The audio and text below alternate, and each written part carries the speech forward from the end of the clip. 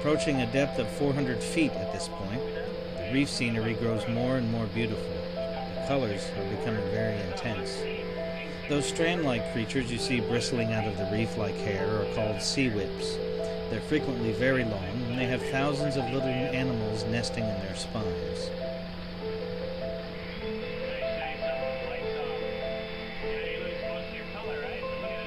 Mike has now turned off the external lights to show us the difference in colors when we have the lights on and off. And as you can see, without the lights, everything appears very blue. Although it feels a little bit like cheating to use the lights to bring all that color out, I find I really don't mind, because this is one of the most beautiful things I've ever seen. The depth and variety of color at this point are nothing short of spectacular.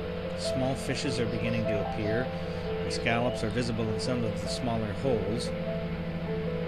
Objects are larger than they appear, it says on the side view mirror of most cars. Here on the submarine we have the opposite effect, because that bubble-shaped window we have on the front of the submarine magnifies anything we look at. The rain of debris in the water is plankton and other items which are food for the creatures of the reef. Now we're ascending through a depth of 300 feet. The beauty is not fading, and as the pilot points out, you'd never see this scuba diving. I've been scuba diving for years in the Caribbean, and I've never seen anything like this, primarily because one can't dive this deep without the use of a submarine.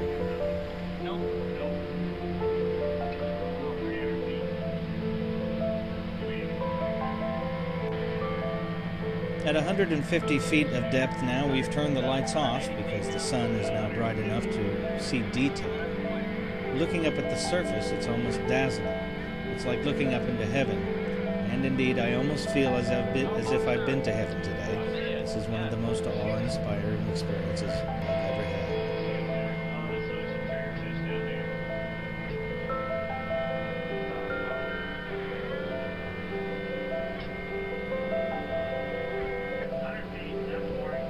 Now at a depth of 100 feet, I thought there was nothing else to see on this trip, but it could not have been more wrong.